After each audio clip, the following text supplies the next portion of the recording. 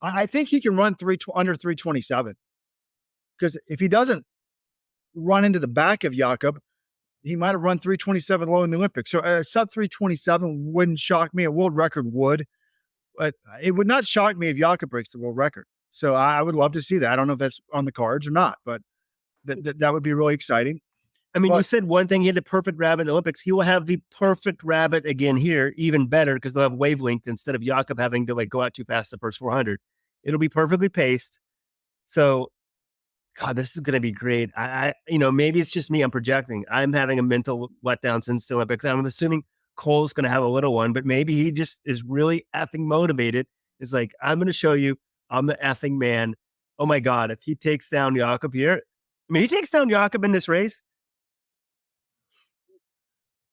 Wow, I still view Jakob as the alpha in this event. There's something to be said, like he's still sort of, even though he lost the title, he's still sort of like the champ. You know what I'm saying? I mean, maybe that's not a good analogy, but he's sort of like once Mike Tyson got knocked out, I'm dating myself here. People are like, this is still the baddest MFer in boxing. And then time went by and you're like, wait, he no longer is. So. No, well, you're right, because think about it.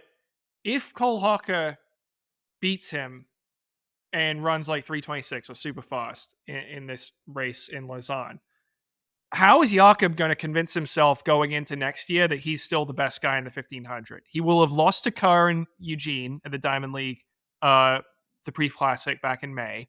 He will have lost the world title, and now he's not even winning rabbited races. I mean, how do you go into 2025 and say, oh, I'm stronger than everyone, I'm going to beat everyone, I'll run away from them, when someone like Cole Hocker is just beating you in 326? This is a hypothetical, of course, but mentally, that's going to be a challenge for him.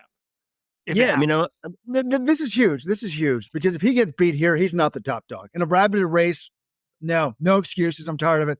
I'm the biggest Jakob fan ever. I think I'm gonna finally print out the shirt still. I'm the pacemaker on the front. No one does it better on the back in Norwegian because he did win the gold. But I was reading Norwegian media and I translated it. He still was making excuses after that 1500. He issued the nice statement saying, hey guys, congratulations, you beat me.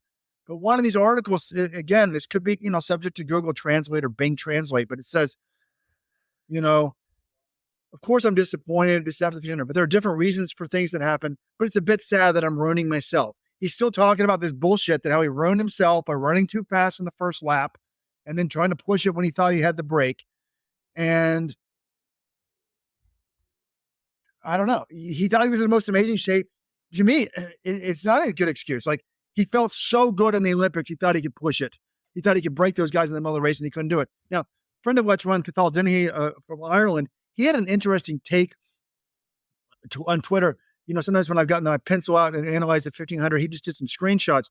And he was saying, like, look, when Jakob had that gap briefly around, 800 meters into the race, the key was that you had the two Kenyans and they're sort of bridging the gap. Otherwise, Hocker and Kerr would have been pretty far back. There would have been like a 10-meter gap, and they would have had to bridge that gap by themselves. Instead, you had the Kenyans making it a little bit easier to bridge the gap. I thought that was kind of interesting.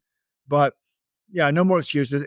This is fascinating. If Hocker takes him down here, I don't want to hear, I'm tired from the 5,000. No. But this is exciting because this is one of the most matchups that we really wanted to get.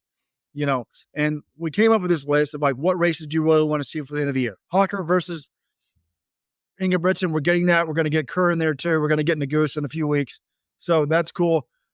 But what we're not going to get, how do we not get this? Tobogo versus Lyles in the 200. I guess the drama will be bigger for next year.